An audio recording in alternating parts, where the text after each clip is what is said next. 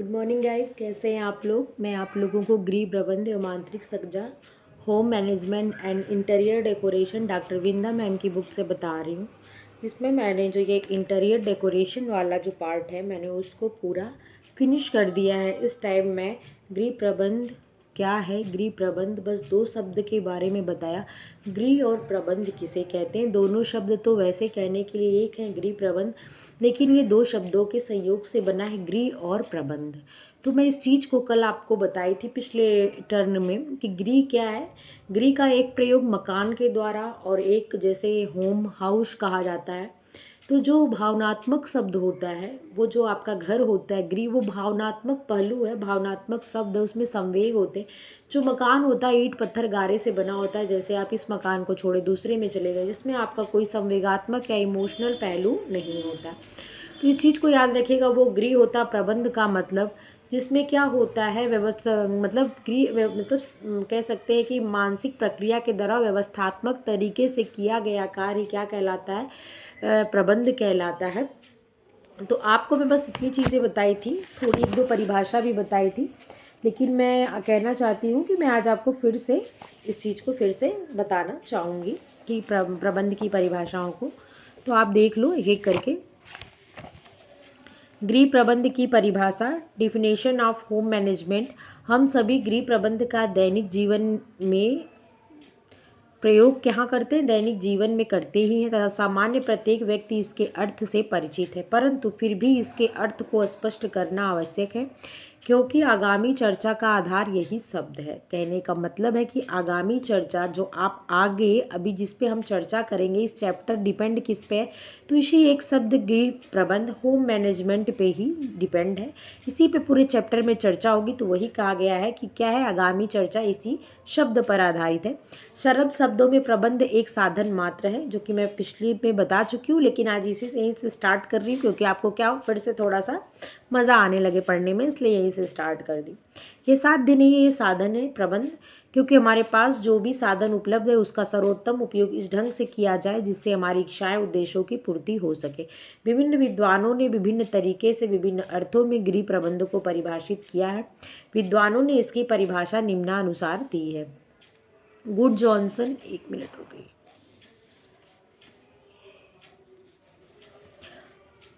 Good Johnson ने गृह प्रबंध को एक प्रकार की परिभाषा की कि गृह प्रबंध सभी देशों में पाए जाने वाला सबसे अधिक सामान्य व्यवसाय है जिसमें अधिकांश व्यक्ति कार्यरत है व अधिकांश धन का उपयोग किया जाता है तथा व्यक्तियों के स्वास्थ्य की दृष्टि से अत्यधिक महत्वपूर्ण है। नेक्स्ट है, क्रास एवं क्रेंडल के अनुसार गृह प्रबंध क्या है, एक मानसिक प्रक्रिया है जिसमें पारिवारिक साधनों का उपयोग करके आयोजन, नियंत्रण, मूल्यांकन के द्वारा पारिवारिक लक्ष्यों की प्राप्ति की जाती है। अगला देख लीजिए, चित्र के द्वारा मैंने आपको ये समझा दिया था, टाइम ज़्यादा इस पर वेस्ट नहीं करना चाह रही क्योंकि मैं एक रिवीजन की बात इसको आपको बता रही हूँ। अगला आता है, इसका महत्व इस तथ्य में निहित है कि हमारे पास जो कुछ भी साधन उपलब्ध है ये उनका उपयोग इस तरह से किया जाए जिससे कि अधिकतम लक्ष्यों की प्राप्ति हो सके। National conference of family life की उप समिति के प्रतिवेदन के अनुसार गृह व्यवस्था निर्णय करने संबंधी क्रियाओं की वह श्रृंखला है जिसमें पारिवारिक लक्ष्यों को प्राप्त करने के लिए पारिवारिक साधनों के प्रयोग की प्रक्रिया सम्मिलित है। गृह प्रबंध पारिवारिक जीवन का एक आवश्यक अंग है। इतनी लंबी परिभाषा एग्जाम में नहीं आती। एग्जाम में क्या होती है, एक नपी तुली परिभाषा ही एग्जाम में आती है जिसकी एक क्या होती है, एक एवरेज में होती है। निखिल एवं डार्सी के अनुसार क्या है, गृह प्रबंध आयोजन, संगठन, नियंत्रण एवं मूल्यांकन की वह क्रिया है जिसका उद्देश्य पारिवारिक साधनों के प्रयोग से पारिवारिक लक्ष्यों की पूर्ति होती है। पारिवारिक साधन आप समझ रहे हैं, मानवीय और अमानवीय साधन के द्वारा पारिवारिक लक्ष्यों की आप पूर्ति करते हैं, किसका प्रयोग करके, तो गृह प्रबंध में इसके जो विभिन्न स्टेप्स हैं, आयोजन, संगठन, नियंत्रण, मूल्यांकन का प्रयोग करके जब आप पारिवारिक साधनों के साथ लक्ष्यों की प्राप्ति करते हैं। किसने कहा था, तो निखिल डार्सी साहब ने कहा था, home management is planning, organising, controlling and evolution the use of resource available to the family for the purpose of attaining attaining goal, ठीक है। अटेनिंग क्या होता है? गोल। तो वही कहने का मतलब है कि इनका कहना है कि गृह व्यवस्था जिसमें आयोजन, संगठन, नियंत्रण, मूल्यांकन के साथ अपने उद्देश्यों को प्राप्त करने के लिए पारिवारिक साधन का प्रयोग करके, जिसमें मानवीय और अमानवीय दोनों साधन आते हैं, उसके साथ क्या करते हैं? लक्ष्यों की पूर्ति करते हैं। किसने कहा था? तो निकोलो डार्सी ने कहा था। अगला आता ग्रास एवं कैंडल ने क्या कहा था? इनकी एक अन्य परिभाषा गृह व्यवस्था निर्णयों की श्रृंखला है। गृह व्यवस्था में क्या है? निर्णयों की श्रृंखला। कहने की बात है कि जैसे आप जब आपने आयोजन किया तो उसमें कुछ डिसीजन लिए, जब आपने स्टेप बदल दिए संगठन के तो उसमें भी तो आप स्टेप लिए कि कैसे लोगों के साथ काम किया जाए, किन लोगों को रखा जाए, मशीनों का ज़्यादा प्रयोग किया जाए कि नहीं किया जाए। आपने जब नियंत्रण किया तो नियंत्रण करने में भी आपने कुछ निर्णय लिए होंगे ना कि मैं इस तरीके से, कुछ डिसीजन लिए होंगे ना कि हाँ इस तरह से ऐसे ऐसे ऐसे कंट्रोल करेंगे तो ज़्यादा चीज़ें सही होंगी। तो वही क्या कि हर चरण में क्या होता है? गृह व्यवस्था बस निर्णयों की श्रृंखला और कुछ नहीं है। किसने कहा? तो ग्रॉस कैंडल ने कहा। इसमें पारिवारिक साधनों का उपयोग कर पारिवारिक लक्ष्यों को प्राप्त करने की प्रक्रिया है। इस प्रक्रिया में एक दूसरे पर निर्भर 3 से कम या अधिक चरण होते हैं। ये चरण है आयोजन, आयोजन के विभिन्न नियंत्रण तथा क्या स्वयं के द्वारा किया गया तथा अन्यों के द्वारा किया गया परिणामों का मूल्यांकन जो आगामी आयोजन के लिए मार्गदर्शन करता है। अगला आता है इरिन ओपेनहीम के शब्दों में गृह व्यवस्था संस्कृत की जड़ है। ये जो मैं ऐसे टिक क्यों नहीं, आप लोग क्या करना है, ये आपको की पॉइंट की तरह है, वही मेन चीज़ है, आपने इसे तैयार कर लेना। इरिन ओपेनहीम ने क्या कहा? तो गृह व्यवस्था की जड़ संस्कृति में होती है। भिन्न भिन्न संस्कृतियों में गृह उत्तरदायित्वों की व्यवस्था में भिन्नता होती है। स्वयं संस्कृति में भी पर्याप्त भिन्नता देखने को मिलती है। न्यूमैन ने क्या कहा? तो न्यूमैन ने कहा कि प्रशासनिक क्रियात्मकता के रूप में परिभाषित किया जाता है जिसमें आयोजन, संगठन, साधनों की व्यवस्था, निर्देशन, नियंत्रण का समावेश किया जाता है। राजमल पी देवदास ने कहा गृह राजमल पी देवदास ने क्या कहा? तो इन्होंने कहा गृह प्रबंध में पारिवारिक लक्ष्यों को प्राप्त करने हेतु पारिवारिक साधनों के उपयोग के संबंध में निर्णयों को सम्मिलित किया जाता है। गृह प्रबंध में पारिवारिक लक्ष्यों को प्राप्त करने हेतु पारिवारिक साधनों के उपयोग से संबंधित निर्णयों को सम्मिलित किया जाता है। Home management consist of making decision about using family resource to achieve family goal. Rajmal P Devadas, इनकी सबसे मतलब कह सकते हैं फेमस जो डेफिनेशन है कि इन्होंने गृह व्यवस्था की तुलना किससे की? तो बांध से की। कि जैसे बांध में क्या होता है? आप पानी को कलेक्ट करते रहते हो, जिस एरिया में जहाँ पानी की ज़रूरत होती है बिजली बनाने के लिए या सिंचाई के लिए, आप वो खोलते हो, चैनल खोलते हो और पानी फ्लो के साथ बहने लगता है। तो उसी तरह इसको बांध के समान का जब आपको ज़रूरत पड़ती है आप उपयोग करते हो। आगे दिया है, मैं डायग्राम के माध्यम से भी आपको समझाने का प्रयास करूंगी। तो लिखा है कि पी देवदास ने गृह प्रबंध की तुलना बांध से की। इनके अनुसार गृह व्यवस्था एक बांध के समान है जिसमें साधनों को नियमित किया जाता है। Home management is like an dam by which resource are regulated. जिस प्रकार बांध बनाकर वर्षा से प्राप्त जल को एकत्रित किया जाता है, फिर पूरे वर्ष नगरवासियों को नियमित जलापूर्ति की जाती तथा खेती बाड़ी का कार्य किया जाता है जिससे अन्न जल संकट उत्पन्न नहीं होता, ठीक उसी प्रकार गृह व्यवस्था में साधनों, समय, धन, ऊर्जा, भौतिक वस्तुओं को बांध के रूप में एकत्र किया जाता है तथा इसकी सहायता से परिवार के सदस्यों के लक्ष्यों, उद्देश्यों की पूर्ति की जाती है। इस तथ्य को निम्न चित्र द्वारा दिखाया गया। कहने का मतलब गृह व्यवस्था में साधन, समय और धन, ऊर्जा जो भौतिक वस्तुएं होती हैं बांध की तरह क्या किया गया है? उनको एकत्र कर लिया गया है और जिन जिन लक्ष्यों को आप अचीव करना चाहते हैं उसके लिए इनका प्रयोग करते हैं। ठीक है, देखिए क्या है? धन, समय, धन, कौशल, ज्ञान, रुचियाँ, ऊर्जा, मानवीय और अमानवीय साधन है। आपने बांध बना दिया, आपने गृह प्रबंध बनाया। ठीक है, ये आपका मैनेजमेंट है, ये बांध है और ये आपके अंदर की और बाहर की क्या है? कुछ कौशल है, रुचियाँ है, जो साधन है। जब आपको उच्च शिक्षा लेनी है तो आप उसके अनुसार क्या किए? अपने मैनेजमेंट किए, प्रबंध किए और इनका उपयोग किया, जो ऊपर जो मानवीय अमानवीय साधन है। जब गृह से संबंधित कुछ कार्य है तब आप मैनेजमेंट किए, फिर इनका उपयोग किया उत्तम जीवन के लिए, दवाई के लिए, मनोरंजन की यात्रा के लिए, उत्तम स्वास्थ्य के लिए। इसमें से आपके कोई न कोई लक्ष्य होंगे, उसके लिए आप मैनेजमेंट करेंगे।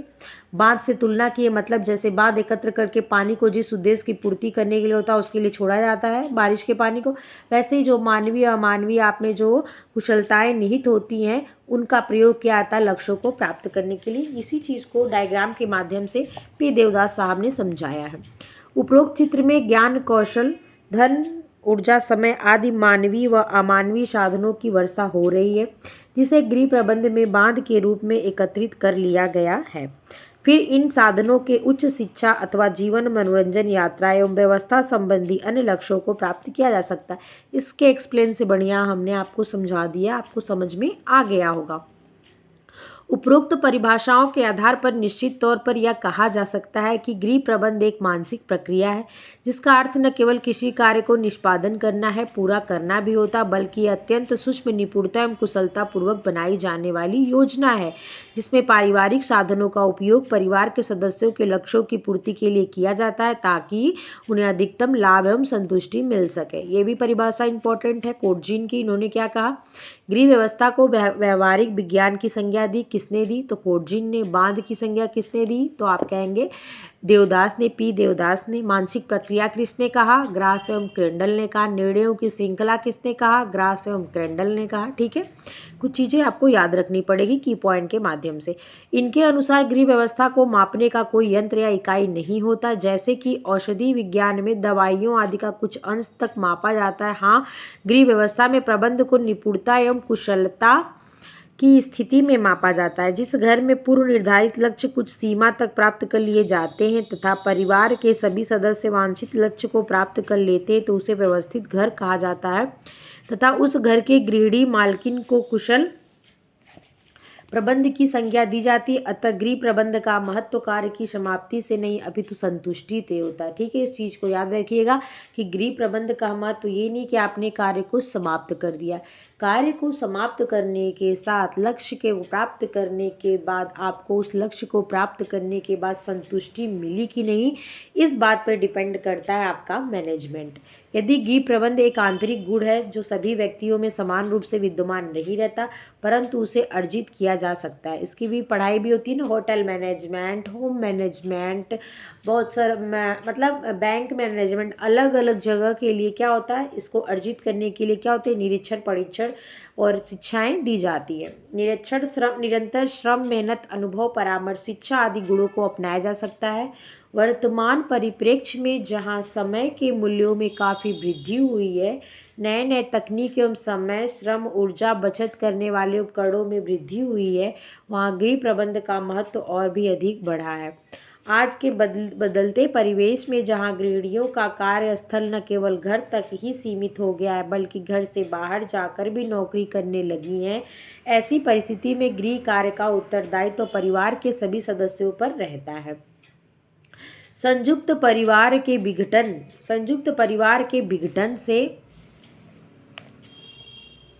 विघटन से गृहिणी का कार्यभार और भी बढ़ा है। गृहिणी अपने घर की स्वामिनी, बच्चों की माता व शिक्षिका तथा पति की सहयोगिनी होती है, वहीं घर की आधारशिला भी होती है। वह घर की संचालिका व निर्देशिका होती है। अतः घर के सुचारू रूप से संचालन का भार मुख्यतः गृहिणी के कंधों पर ही रहता है। मैं आपको बता देती हूँ कि 9th क्लास में मैं भी रेशा और तंतु नहीं स्टार्ट करके जो आगे का चैप्टर है गृह प्रबंध से संबंधित उसको स्टार्ट करूँगी। इसको पढ़ाने के बाद कुछ मन में आया इसलिए क्योंकि साथ साथ में चलेगा तो आपको चीज़ें ज़्यादा समझ में आएंगी। जिस घर की गृहिणी कुशल एवं प्रबंधक, कार्य में निपुण, शिक्षक, अच्छी सूझबूझ वाली, विवेकशील होती है, उस घर का वातावरण सुखद एवं शांतिपूर्ण होता है। परिवार के सदस्यों का जीवन स्तर, रहन सहन का स्तर भी उच्च होता है, क्योंकि उसमें समस्याओं को सुलझाने, कल्पनाओं को मूर्त रूप देने व परिवार को एक सूत्र में बांधने का विलक्षण अद्भुत गुण होता है। घर की साफ सफाई, भोजन तैयार करना, परोसना, बच्चों का लालन पालन करना, कपड़े धोना, प्रेस करना, बर्तन धोना, घर को व्यवस्थित करना, बच्चों को पढ़ाना लिखाना, बाजार में वस्तुएं खरीदना, घर के बड़े बुजुर्गों की देख रेख करना आदि अनेकानेक कार्य गृहिणी को ही करना पड़ता है। इस कार्य में वह घर के सदस्यों से सहयोग ले सकती है। इस प्रकार गृहिणी घर की नेता के साथ ही कार्य करता भी है। सभी परिवार अपने वांछित लक्ष्य को प्राप्त कर सकते हैं। किस माध्यम से? होम मैनेजमेंट के माध्यम से एवं कुशल गृहिणी के माध्यम से आप होम मैनेजमेंट पढ़ रहे हैं। आपने जाना कि गृहिणी क्या होती है, घर की आधारशिला है। जब नींव अच्छी रहेगी तो मकान भी अच्छा बनेगा। जब आपका मैनेजमेंट करने वाला अच्छा होगा तो लक्ष्य की प्राप्ति होगी और संतुष्टि भी आपको होगी। कल मैं आपको स्टार्ट करूँगी जो इसकी विशेषताएँ हैं। आज बस इतना ही, मुझे कुछ काम से बाहर जाना है, तो चलिए ज़्यादा बातें नहीं करते, अपनी वीडियो को विराम देते हैं। प्लीज़ जिसे मेरी वीडियो अच्छी लगी होगी आप लोग लाइक शेयर सब्सक्राइब कर दिया करिए। जो लोग अपना मूल्यवान समय निकाल कर देखते हैं वो अपना ध्यान रखें। Take care. जो पहली बार मेरी वीडियो देखें वो लाइक शेयर सब्सक्राइब कर दें। अपना ध्यान रखें।